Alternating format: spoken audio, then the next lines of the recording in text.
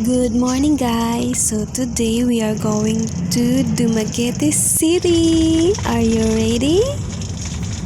Sa tuwing babiyahe ako, gusto ko talaga na nasa bintana ako kasi gusto ko yung makita yung tanawin. But this time, wala akong choice kundi ayun, may nauna na kasi sa akin na naupo sa bintana.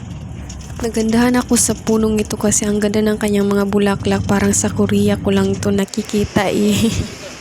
At ayun na nga, nandito na kami sa port ng Santander at tatawid na tayo doon sa papuntang Dumaguete City. At sobrang na-amaze ako sa dagat nila dito mga guys. Napakalinaw ng tubig, parang nasa aquarium ba. At napakaraming isda. Tingnan nyo mga guys, yung mga isda. Grabe, sarap mamalakwit dito pero pinagbabawal yan. Hinahayaan lang nila yan yung mga isda dyan. Grabe, sobrang ganda, na-amaze talaga ako sa port nila. Kaya yun lang kasi ako nakakita ng ganitong port eh. Napakalinaw ng tubig, sarap maliko. At ayan nga, hindi ko akalain mga guys na napakalapit lang pala talaga ng Dumaguete City, no? Sa Santander, Cebu. Grabe, no? Pwede talagang, kung marunong ka lang lumangoy, pwede talagang langoyin, no? Kasi napakalapit talaga.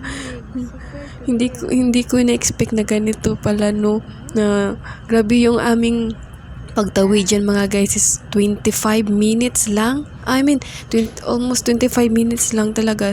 Grabe, minutes lang talaga. Nandiyan na kami kaagad. Parang itinulak lang yung barko papunta dyan. At ayun na nga, nandito na nga kami sa Dumaguete City. At nakaka-excite talaga mga guys para sa akin nga na first timer ko talaga na pumunta dito. Kaya parang nakaka-excite talaga kung anong meron, na maka-explore tayo dito.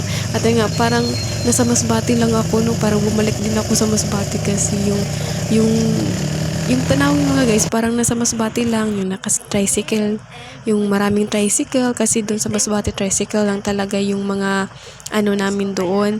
At ayun na nga, grabe, dadal ko dito. Nandito na nga ako sa kwarto, ayun.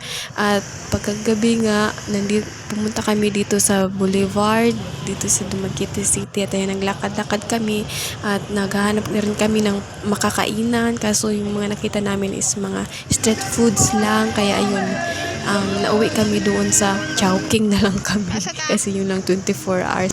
Bye!